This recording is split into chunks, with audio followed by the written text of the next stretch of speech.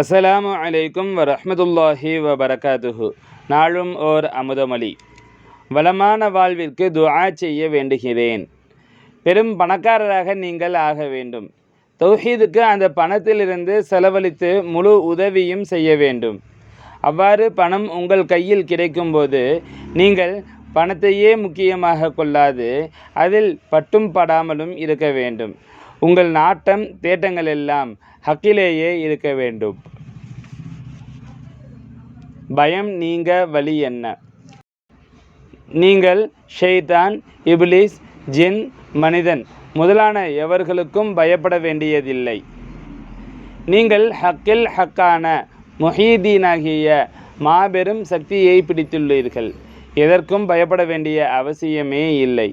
ஹக்காகிய சக்தி உங்களுடன் இருக்கிறது. தைரியமாக இருங்கள்.